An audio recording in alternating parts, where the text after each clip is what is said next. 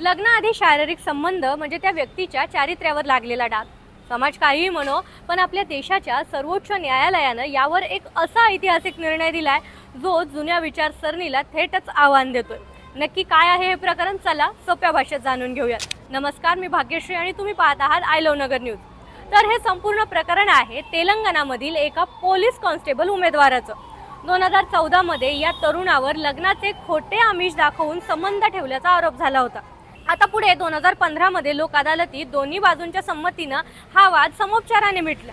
पण ट्विस्ट तेव्हा आला जेव्हा या तरुणाची पोलीस दलात निवड झाली। आता तिथल्या पोलीस भरती मंडळानं त्याच्यावर जुना गुन्हा होता असं सांगत त्याची थेट नोकरीच रद्द केली। आता हा तरुण खचला नाही, तो आधी हायकोर्टात गेला, त्यानंतर थेट सुप्रीम कोर्टात गेला। सर्वोच्च न्यायालयाच्या न्यायमूर्तींच्या खंडपीठाने पोलीस मंडळाचा तो निर्णय बाजूला सारला आणि त्या तरुणाला तातडीने नोकरी देण्याचे आदेश दिले। आता यात नक्की कोर्टाचं काय म्हणणं होतं या केसमध्ये, चला ते जाणून घेऊयात। तर सगळ्यात आधी कोर्ट म्हणतंय दोन सज्ञान व्यक्तींनी परस्पर संमतीने लग्नाआधीचे शारीरिक संबंध ठेवले, म्हणूनच त्याला चारित्र्यावर डाग किंवा नैतिक अधपतन असं मानता येणार नाही। अशा संबंधांना कायद्याने कोणतीही मनाई नाहीये। प्रत्येक प्रेमसंबंधाचा शेवट हा लग्नातच होतो असं नाही।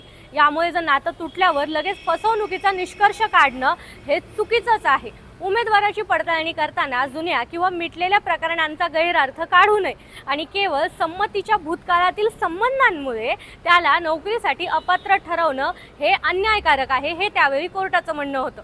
आता सर्वात महत्त्वाचा प्रश्न, हा आदेश कुठे लागू होणार आहे? तर हा निर्णय देशाच्या सर्वोच्च न्यायालयाचा असल्या कारणामुळे तो संपूर्ण भारतात लागू होतो। कोर्टानं यात एक खूप महत्त्वाचं निरीक्षण नोंदवलंय। कोर्ट यामध्ये म्हटलंय की प्रत्येक प्रेमसंबंधाचा शेवट लग्नातच होईल असं नाहीये।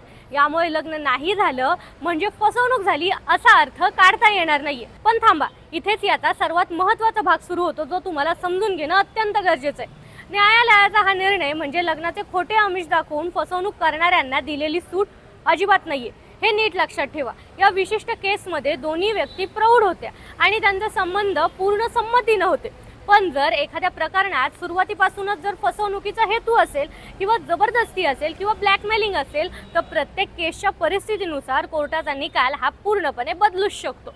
यामुळे सरसकट सगळ्याच प्रकरणांना हा नियम लावताच येणार नाहीये। थोडक्यात सांगायचं काय तर न्यायालयानं बदलत्या सामाजिक वास्तवाला स्वीकारत वैयक्तिक स्वातंत्र्याला महत्त्व दिले।